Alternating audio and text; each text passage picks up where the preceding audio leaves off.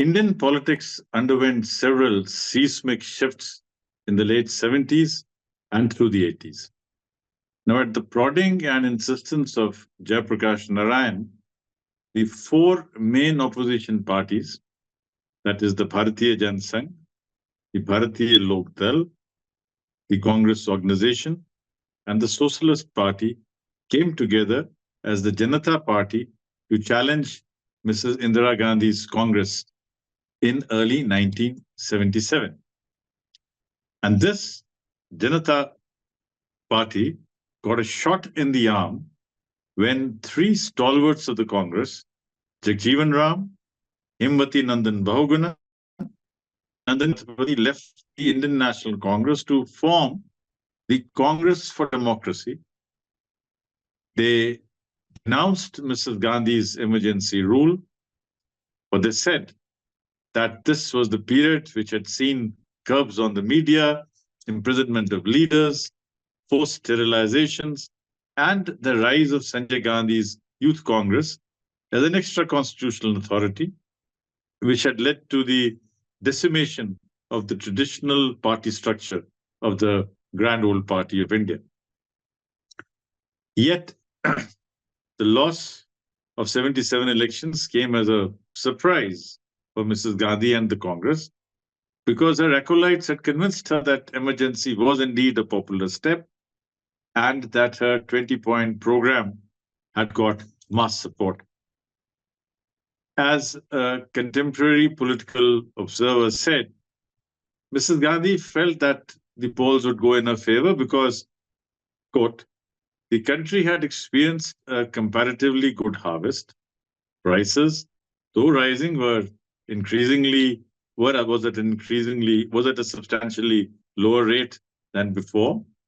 The government had claimed success in its program to allot housing sites to Harijans, redistribution of land, abolition of bonded labor, and removal or at least substantial reduction of rural indebtedness and alternate housing for urban squatters. But come March 1977, the Morarji Desai-led Janata Party alliance received 41.32% of the popular vote, as well as 295 seats. The Congress was able to retain its position as the second largest party with 154 seats and 34.5% of the popular vote. Now, after 1977, we've seen many elections happen. And in the next decade, you saw an election in 1980, 1984, and 1989, each one of them with a different election commissioner. And we have S.L. Shakdar, R.K. Trivedi, and R.V.S. Peri Sastry. And each marked a definite political shift. Apart from the fact that Mrs. Gandhi won these elections, this was the election which marked the beginning of the price of onions as an important political factor. The 80 elections were held because Morarji Desai had to give way to Charan Singh. Charan Singh received support from Mrs. Gandhi's Congress, but when that support was withdrawn, elections had to be held. And this was the time when one of the writers said that the Congress has swashbuckled entry on the promise of taming the price of onions. So it was onions rather than democracy. One can't really say that not at the cost of, but then onions, the price of onions became a very important factor in that elections. And just to give the millennials an idea of what the prices were at those times, at 6 rupees a kg, onions were found to be unaffordable at that. And remember also that 2 decades later, Sushma Swaraj lost the chief ministership of Delhi because she couldn't tame the price of onions. Therefore, controlling the price of onions is a very important aspect of Indian elections. In fact, when the prices go down, then also polity is affected because farmers are voters as well. That is why, as we are talking, the government of India has banned the export of onions till 31st of March. And I'm quite sure that this export ban will continue till well after the elections are over. But back to 1980, Mrs. Gandhi had come to power. She got 353 seats. But this was the period when there was turmoil in Punjab, there was turmoil in Assam, and in Jammu Kashmir. And as we are all aware, Mrs. Gandhi fell to an assassin's bullet on 31st October 1984, and her son Rajiv Gandhi took over as the Prime Minister and called for a fresh mandate. Now, when Rajiv Gandhi called for a fresh mandate, there was a major sympathy wave. There was a massive ad campaign, aggressive campaign at that. And the Congress under Rajiv Gandhi won the 84 elections by a landslide, winning 49.10% of the popular vote and 414 seats, which is more than the 404 seats which the BJP aspires for in these elections. Incidentally, 84 was the time when BJP fought elections as BJP for the first time. Although the party received 7.74% of the popular vote, they got only 2 seats. Interestingly, the CPM had a vote share of 5.87, but they got 20 seats.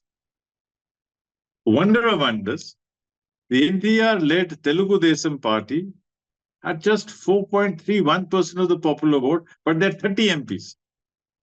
And this was the first time that a regional party became the main opposition party, a feat which has not been repeated, which is not likely to be repeated in the near future. But, as the coalitions collapsed, the ascent of the BJP started. And the 89 elections were held during the tenure of RVS Peri Shastri.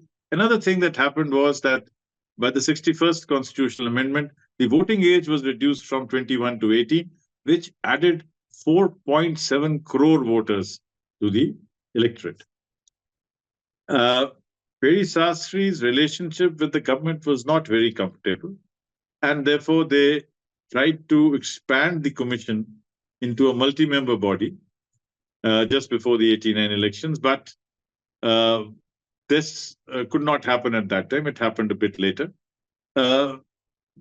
Shastri was not listening to the government insofar as the timing or the phases of the elections are concerned, but it was to his time that the first step towards the use of electronic voting machines was taken, and Shastri was given a tribute by the former Comptroller and Auditor General of India, C.G. Somaiya, a 53 batch IAS officer, who wrote about him in his book, The Honest Always Stand Alone. Back to elections.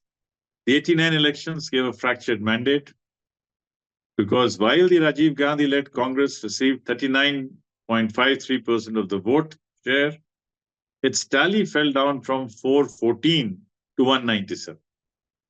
Neither the CPM-led left nor the BJP, which had gained ground with 11.36% of the vote and 85 seats, were willing to support the Congress, which was then reeling under the Bofors allegation.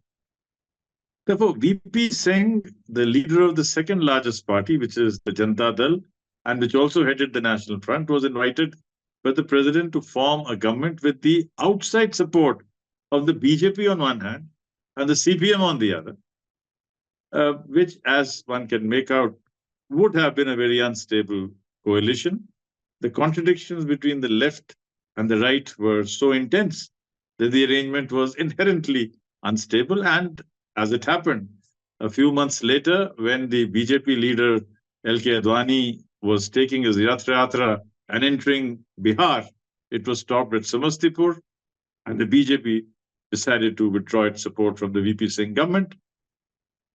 And the 11-month period of VP Singh gave way to Chandrasekhar, who was assured support by the Congress, and therefore he agreed with the government. But this was also an unstable arrangement. because the Congress withdrew support in the June of 91 and the next elections were announced. At this time, the focus was not on parties or candidates, but on the enigmatic TN Sheshan, who had taken over as the great helmsman of the Election Commission in December 1990.